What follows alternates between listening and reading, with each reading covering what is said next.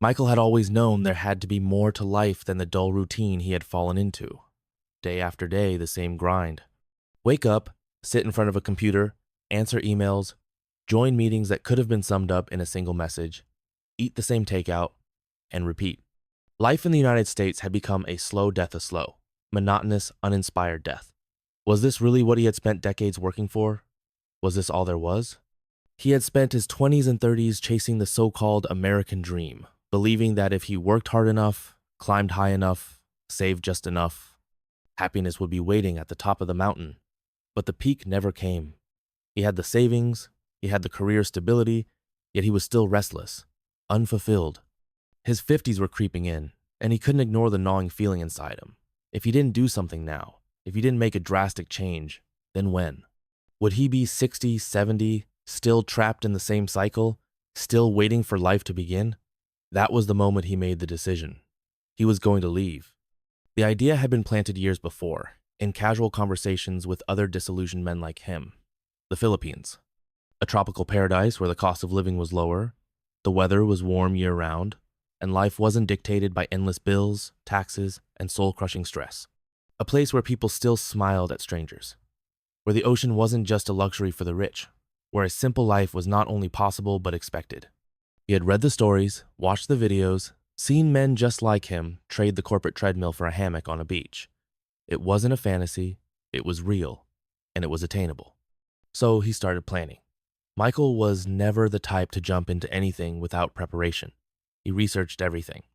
The cost of rent in Manila versus Cebu, the best cities for expats, visa regulations, healthcare quality, internet speed. He analyzed every aspect of his future life.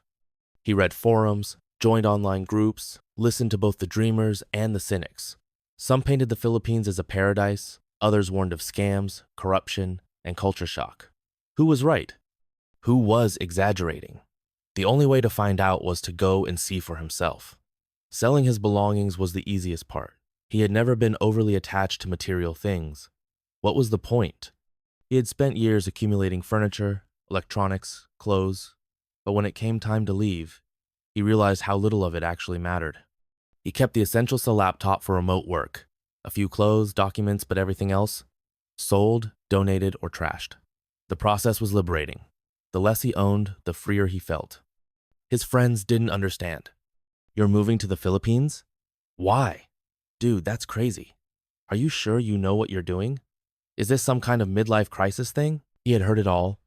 The skepticism, the concern, the barely concealed judgment. But what did they know? They were still stuck in the same loop, trapped in jobs they hated, relationships that felt more like obligations than love, drowning in debts and responsibilities they didn't even question anymore. They had accepted their cages. He refused to do the same. The day his plane ticket was booked, reality hit. This was happening. There was no turning back now. His apartment lease was up.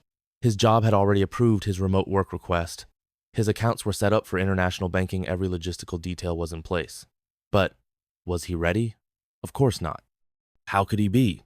Leaving everything he had ever known, stepping into an entirely different world, was terrifying. What if he failed? What if he couldn't adjust? What if he hated it? What if he was making the biggest mistake of his life? The doubts crept in, whispering warnings of regret. But he had come too far to back down now. At the airport, standing at the gate, he took one last look around. The familiar sights of home, the sounds of rushed conversations, the smell of overpriced coffee, the fluorescent lights casting everything in an artificial glow. He had spent over 50 years in this country. It was all he had ever known. And yet, he felt no sadness leaving it behind. The plane took off. As the city lights faded below him, a thought crossed his mind. This was either going to be the best decision he had ever made, or the worst. Either way, there was no turning back now. The moment Michael stepped off the plane in Manila, the heat hit him like a wall. Thick, humid, suffocating, it wrapped around him, making his clothes stick to his skin within seconds. The airport was a chaotic blend of people moving in every direction, voices echoing in languages he barely understood, the sharp scent of sweat, food, and jet fuel blending into something overwhelming. He had been to foreign countries before, but this was different. This was permanent. He wasn't here for a short vacation or a business trip. This was home now. As he moved through the crowded terminal, he noticed something immediately eyes. People watching him. Not in a hostile way, not even in an intrusive way, but with a certain curiosity. He was a foreigner, an obvious outsider, and there was no blending in. No matter how much time he would spend here, he would always stand out. That realization settled uneasily in his stomach. The taxi line was a mess. Drivers calling out, people cutting ahead, heated arguments in a mix of English and Tagalog. A man approached him. "Taxi, sir? Where you go?" Michael hesitated. His research had warned him about airport scams, unregistered drivers charging triple the normal rate. He looked around for the official taxi stand, then shook his head at the man and kept walking. The driver shrugged and turned to the next arriving passenger. When he finally got into an official cab, he handed the driver his phone, showing the address of the small apartment he had rented for his first month. The driver nodded, started the meter another thing Michael had learned to check and pulled into the traffic. And that was when the real shock began. The roads were pure chaos. Cars weaved in and out with inches to spare. Motorcycles squeezed between lanes. Pedestrians darted across like they had a death wish. The honking never stopped, not angry, just constant, more like a form of communication than a reaction. There were no clear rules, no structured flow, just movement. Michael gripped the door handle. "Is it always like this?" he asked. The driver laughed. "Oh, sir, this is light traffic." It took nearly 2 hours to reach his apartment. By the time he stepped out of the cab, his back was drenched in sweat, his patience frayed, his mind already screaming, "What the hell did you just do?" But there was no turning back. The apartment was small, basic, but clean. White walls, a single bed, a tiny kitchenette. No luxury, but enough. He threw his bag onto the floor and sat on the edge of the bed. Outside, the city roared. Horns, engines, distant shouts, the hum of a place that never truly slept. And then the loneliness hit. It was suffocating, worse than he had imagined. Back home, he had his routine, his coworkers, his familiar spots. Even if he had felt lost in the bigger sense, he had still belonged to something. Here he had no one. No friends, no real direction, just a plan that now seemed flimsy and naive. What was he thinking? Could he really do this? He had read about culture shock, but nothing had prepared him for the weight of it. He was a stranger in a city that moved at a different rhythm, spoke in different tones, functioned by different rules. He was a ghost, drifting through unfamiliar streets, trying to find a place that would accept him. Food was the first challenge. Stepping out of his apartment, he wandered the streets, looking for something familiar. Fast food chains were everywhere. McDonald's, Jollibee, KFC, but he hadn't come all this way to eat the same things he ate back home. He wanted local food, authentic food. But as he stood in front of a street vendor selling something fried and skewered, his stomach twisted. What was it? Chicken? Pork? Something else? The vendor smiled at him, said something in Tagalog he didn't understand. Michael hesitated, then pointed at one of the skewers. The vendor handed it to him. He took a bite. His brain processed the texture before the taste. Chewy, slightly rubbery. He swallowed and forced a smile. "What is this?" he asked. The vendor grinned. "Chicken intestines." Michael fought the urge to gag. Adjusting to the food would take time. Adjusting to everything would take time. He tried making conversation with the people around him, but even when they spoke English, there was a barrier. He didn't get the humor, the expressions, the subtleties of the culture. He laughed at the wrong moments, misunderstood social cues, felt like an alien trying to mimic human interaction, and then there was the money. His research had told him that the cost of living was lower, but the reality was more complicated. Sure, things were cheaper in comparison to the United States, but the moment people saw he was a foreigner, prices changed. He paid more for groceries, more for rent, more for simple services. Not much more, but enough to notice. His savings were solid, but if he wasn't careful, they wouldn't last forever. The first few weeks were brutal. The excitement of the move wore off fast, replaced by exhaustion, doubt, and frustration. He missed the ease of familiarity. He missed knowing how things worked without having to think about it. He missed being able to have a conversation without having to translate phrases in his head. And yet, there was no going back. He had told himself that this was a fresh start, a chance to build a new life. But how do you build something when you don't even understand the foundation you're standing on? The answer came unexpectedly. One night, after another long, aimless walk through the streets, he stumbled into a small cafe. It was quiet, tucked away from the noise of the city, the kind of place where people lingered over coffee instead of rushing through their orders. He took a seat in the corner, ordered a black coffee, and stared out the window watching the world move without him. First time in Manila? The voice startled him. He turned to see a man mid-60s, gray hair, tan skin, the kind of face that had seen things. Michael nodded. Yeah, how could you tell? The man chuckled. You have the look. Every expat does when they first get here. What look? Like you're trying to figure out if you just made the best or worst decision of your life. Michael exhaled a laugh. That obvious? The man leaned back, sipping his coffee. We've all been there. And just like that, the loneliness cracked.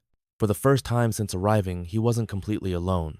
Maybe, just maybe, he could figure this place out after all.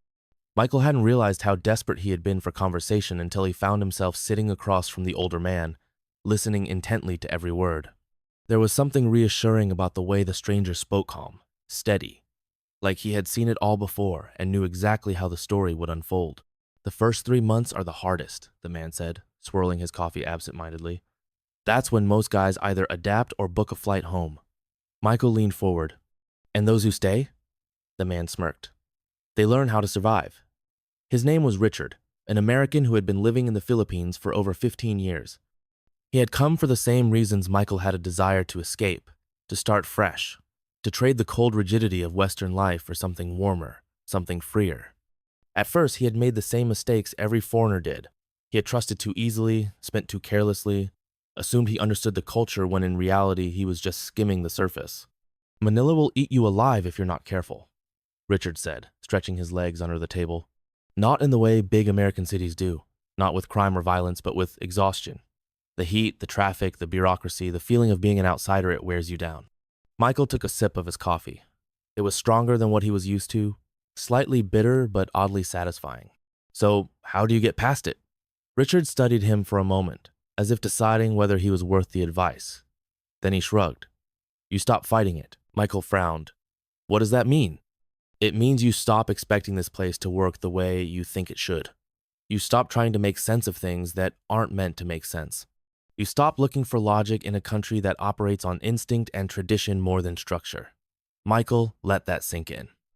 He had spent his entire life in environments where efficiency was king, where systems were designed to be predictable and optimized. But here, everything was fluid. The rules weren't written down, they were understood. Traffic laws were more like suggestions. Schedules were flexible. Promises were made, but not always kept. Frustration will kill you faster than anything else, Richard continued. You have to accept that things take longer, that communication is indirect, that you'll never fully blend in. He set his cup down with a soft clink. The moment you let go of control, the moment you stop expecting things to be familiar, that's when you actually start living here. Michael nodded slowly. Maybe that was the problem. Maybe he had spent so much time resisting, trying to impose his expectations on a place that had never asked for them. He had been measuring his experience by the standards of his old life, rather than allowing himself to embrace a new one. Richard must have sensed the shift in his expression because he smiled. You'll figure it out. Just don't get too comfortable too fast. What do you mean? The older man leaned back, drumming his fingers on the wooden table. Not everything here is as friendly as it seems. Michael had heard the warnings before. Scams, people looking to take advantage of naive foreigners, relationships built on deception. But he had assumed those were exaggerated, the kind of horror stories told to keep people from taking risks. Now, looking at Richard, he wasn't so sure. You're fresh meat, Richard said bluntly. People see you, they assume you have money, and maybe you do, maybe you don't, but that doesn't matter. To them, you're an opportunity. Michael's stomach tightened. He had already noticed the way people looked at him, the way some were overly friendly, the way prices seemed to shift depending on whether he asked or a local did. He had dismissed it as normal, the cost of being an outsider, but was there more to it? Richard exhaled sharply. Let me guess, you've already met a girl. Michael hesitated. He hadn't planned on discussing it, but lying felt pointless. I've met a few, Richard chuckled. Yeah, you have. And let me guess again, at least one of them told you she loves you within the first week. Michael didn't answer. He didn't have to. Richard shook his head. Don't take it personally. It's just how things work here. Affection is fast, intense, and often transactional. Michael frowned. Not all relationships are like that. No, Richard admitted, but a lot of them are, and you need to know how to tell the difference. Michael sat back, staring at his coffee, the weight of reality settling on him. He wanted to believe that people were genuine, that the warmth he had felt in conversations and interactions wasn't just a calculated move. But how could he tell? How could he separate sincerity from strategy? Trust actions, not words, Richard advised. If someone asks for money, run. If someone moves too fast, slow them down. If someone makes you feel like the only man in the world, remember that you're not. Michael let out a breath. He had come here for a fresh start, not to be played. But was he already being played? Richard checked his watch and stood up. I gotta go. But listen, if you ever need advice, come find me. I'm usually here in the evenings. Michael watched as the older man walked out of the cafe, disappearing into the flow of the city. He had come to the Philippines expecting a new life. Now he realized he had to learn how to survive it first. Michael left the cafe feeling the weight of Richard's words pressing against him like an invisible force. Trust actions, not words. Run if they ask for money. Slow things down if they move too fast. He replayed those warnings in his head as he walked through the streets, past the stalls selling skewered meat, past the kids kicking a half-deflated soccer ball in the alley, past the endless stream of motorbikes and jeepneys, honking their way through the night. It had only been a few weeks, but already the cracks in his expectations were starting to show. He had wanted an escape, an adventure, something different from the life he had left behind, and he had found it. But he had also found something else in undercurrent of uncertainty, a feeling that he was navigating a game where he didn't yet understand the rules. He thought about the women he had met so far. There was Angela, the girl he had met at the mall, who had slipped him her number with a playful smile. They had gone out twice, and already she was talking about how much she liked him, how she had never met a man like him before. She sent long, affectionate messages every morning and night, ones that felt more intense than they should have after only a few days. Then there was Joy, the waitress at a small local restaurant near his apartment. She had been friendly, warm, easy to talk to. She had laughed at his awkward attempts at Tagalog, had told him he should try more local food instead of sticking to safe options. There was something about her that seemed real, but now he wasn't sure. Was she genuinely interested, or was she just waiting for the right moment to ask for something? And then there was Camille. Camille was different. She was older than the other women he had met, closer to his age, with a confidence that set her apart. They had met at a bar where she worked as a manager, and their conversation had flowed easily. She had lived abroad for a while, had seen the world, and didn't seem impressed by him just because he was a foreigner. She was sharp, independent, and made it clear she didn't need anyone to take care of her. But even with her, there was doubt. Was it all a performance? Was he being naive? Richard's words echoed in his head. You're an opportunity. Michael sighed, running a hand through his hair. He didn't want to become cynical. He didn't want to assume the worst of everyone he met. But at the same time, he couldn't afford to be blind. He needed to be smarter. His phone buzzed in his pocket. A message from Angela. I miss you. Can we see each other tonight? He hesitated before typing a reply. Not tonight. Maybe another day. A few seconds later, another message came through. Did I do something wrong? Do you not like me anymore? Michael stared at the screen. Too fast. Too much. Instead of replying, he put the phone away and kept walking. The next few days passed in a blur of routine. He worked remotely during the day, answering emails, handling projects, trying to maintain a sense of normalcy. In the evenings, he explored. He tried new food, visited different parts of the city, observed more than he spoke. He started paying attention to how people interacted, how relationships functioned here. He saw the way young women held on to older foreign men in the malls, the way street vendors always raised their prices slightly when they saw him approaching. And yet, he also saw kindness. The old woman at the corner store who smiled at him every morning and threw in an extra piece of candy with his purchase. The security guard at his apartment building who gave him directions when he looked lost. The kid at the internet cafe who helped him troubleshoot his Wi-Fi without expecting a tip. Not everyone had an angle, but enough people did that he had to stay cautious. One evening, he found himself back at the cafe where he had met Richard. The older man was in his usual spot, sipping his coffee, watching the street with the patience of someone who had seen it all before. When Michael sat down across from him, Richard smirked. So, he said, have you learned anything yet? Michael exhaled. I think so. Richard nodded. Good. Now tell me what's the biggest mistake you think you've made so far? Michael thought about it. There were a few, but one stood out. I believed everything too quickly. Richard grinned. That's the first step to actually understanding this place. Michael sipped his coffee. He still had a lot to learn. But at least now he knew what to look for. Michael had always considered himself a fast learner. He had built a career on his ability to adapt, to analyze situations, to spot patterns before they became problems. But here, in the heart of Manila, he felt like a child again unsure, out of place, stumbling through a world that didn't quite follow the rules he was used to. His conversation with Richard had stayed with him, replaying in his mind like a song stuck on repeat. Trust actions, not words. Move slow when they move fast. If they ask for money, run. He had taken those lessons seriously, had started to observe rather than react, had begun testing the sincerity of those around him instead of simply assuming good intentions. And it didn't take long for him to realize just how close he had been to stepping into a trap. Angela, for instance. The morning after he had ignored her message, she sent another. "Are you mad at me? Please tell me what I did. I can change. I just don't want to lose you." He sighed, staring at the words on the screen. They barely knew each other. 2 dates, a handful of conversations. What was there to lose? He typed a response carefully. "You didn't do anything wrong, Angela. I just need some time." 3 dots appeared, then disappeared, then appeared again. Finally, the reply came. "Okay, but if you need anything, I'm here. Always. I will always be here for you." A cold sensation crawled up his spine. It wasn't the words themselves that bothered him. It was the intensity, the desperation hidden beneath the surface. He could feel it creeping through the screen, pulling at him, trying to weave invisible threads between them before there was even a foundation. He had read about this before love bombing. Fast affection, overwhelming attention, a sense of emotional urgency that wasn't natural but manufactured. He decided then and there that he wouldn't see her again. But as soon as he made that decision, she called. Her voice was soft, uncertain. "Hey, I just wanted to hear your voice." Michael closed his eyes. He knew where this was going. "Angela, I don't think this is working out." A long silence, then a sharp inhale. "Did someone tell you something about me?" "Number."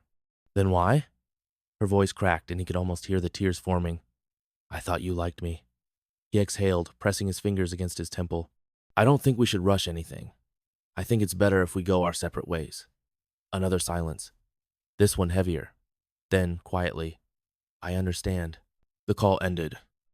Michael put the phone down and stared at the ceiling. Had he been too harsh? Had he misread things? Maybe she was just someone who felt deeply, who had been hurt before, who was afraid of losing something real. Or maybe he had just dodged a bullet. Either way, he wasn't going to second-guess himself. A few days passed, and Angela didn't reach out again. But Camille did. Unlike Angela, Camille wasn't overly affectionate. She didn't flood him with messages, didn't push for constant attention. If anything, she seemed slightly detached, as if she had her own life and he was just a small part of it. And that, oddly enough, made him trust her more.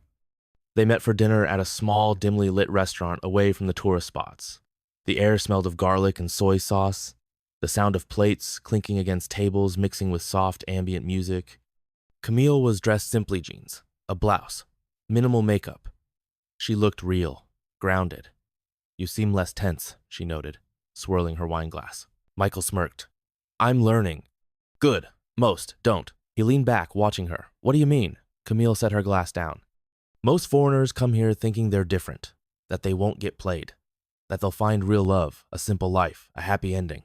And maybe some do, but a lot," she shrugged. "A lot just get used." Michael nodded slowly. "And you? What do you think about all of this?" She smiled, but there was something sad about it. "I think people are complicated.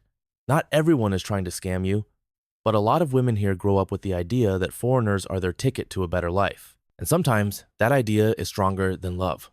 Michael studied her carefully. "And what about you?" Her expression didn't change. "I don't need a ticket to anywhere." Something in him relaxed at that. Their conversation drifted into lighter topics: travel, music, the absurdity of Manila traffic. For the first time since arriving, Michael felt something close to normal. A connection that didn't feel rushed or forced. But as the night ended, as they stepped outside into the thick, humid air, Camille turned to him and asked, "Have you ever heard of the term Paliwagan?" Michael frowned. What is it?" She hesitated. "It's a kind of group savings system, a way for people to help each other financially. It's common here." Michael raised an eyebrow. "Why do you ask?" Camille exhaled, shifting on her feet. Never mind. It's nothing." He didn't press. But something about the way she said it stuck with him. As he walked back to his apartment that night, he kept thinking about Richard's warning. Not everything here is as friendly as it seems.